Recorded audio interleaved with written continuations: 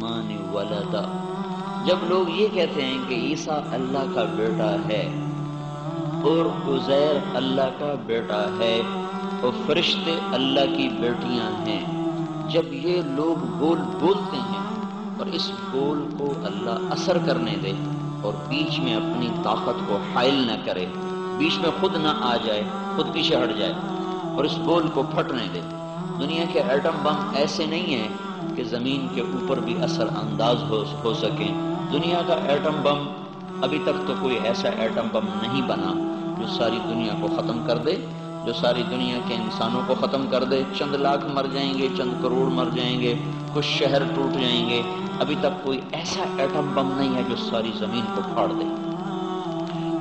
اوپر جانا تو بڑی بات ہے، صرف زمین کو پھاڑ دے ابھی تک کوئی ایسا ایٹم بم نہیں، نہ بن سکتا ہے، نہ یہ بنا سکتے ہیں۔ لیکن یہ بول اللہ کا بیٹا بنا دینا، عیسیٰ اللہ کا بیٹا ہے، عزیر اللہ کا بیٹا ہے، اور اس قسم کے اور یہ بھی خدا ہے، یہ بھی خدا ہے، یہ بھی خدا ہے، انسانوں کو خدا بنا دینا، یہ بھی سب کچھ کرتا ہے، یہ بھی سب کچھ کرتا ہے، اس سے بھی سب کچھ ہوتا ہے۔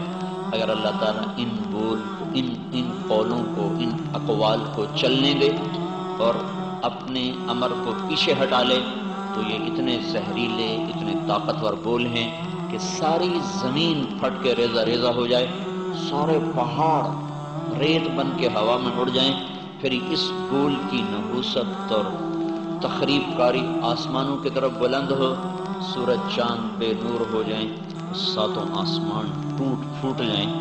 ان صرف اس ایک بول میں اتنی تخریب کاری ہے، اتنی طاقت ہے۔ اب اللہ نے اس کا توڑ بنایا، اس کا توڑ ہے، اس کا توڑ کیا ہے؟ اس کو اللہ کے نبی نے بتایا، لا تقوم الساعة حتى لا يقال اللہ اللہ۔ ادھر کلمہ شرک اور کفر زمین کو پھاڑنے لگتا ہے، آسمانوں کو چیرنے لگتا ہے، پہاڑوں کو ریت بنانے لگتا ہے، اور ادھر کچھ لوگ کہتے ہیں لا الہ الا اللہ۔ جب ان کا زبان سے بول نکلتا ہے لا الہ الا اللہ تو اس بول کی طاقت وہیں دفن ہو جاتی ہے، زمین تھم جاتی ہے، پہاڑ گڑ جاتے ہیں اور آسمان اسی طرح معلق لٹکے رہتے ہیں۔ یہ جس دن کہنے والے ختم ہو گئے، جس دن اللہ کہنے والے دنیا سے ختم ہو گئے، جس دن اللہ کہنے والا طبقہ دنیا سے مٹ گیا، لا الہ الا اللہ پورا نہیں، لا الہ الا اللہ تو پورا کلمہ بنے، صرف اللہ اللہ۔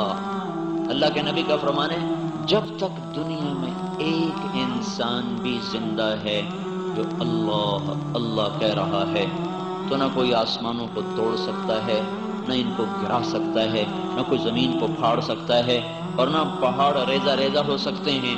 یہ بول اس بول کا توڑ بن جاتا ہے۔ جتنی اس کی تخریب کاری ہے اتنی اس کلمہ توحید کی تعمیر ہے۔ اس کے ہوتے ہوئے دنیا میں قیامت نہیں آ سکتی۔ کب قیامت آئے گی؟ جب اللہ اللہ کہنے والے دنیا سے مٹ جائیں۔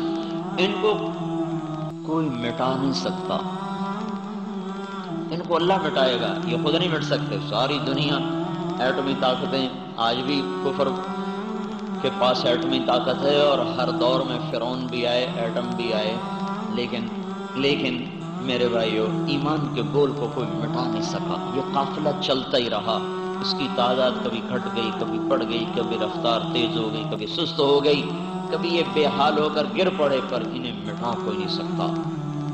ہاں انہیں اللہ مٹائے گا خود۔ وہ کیا ہوگا؟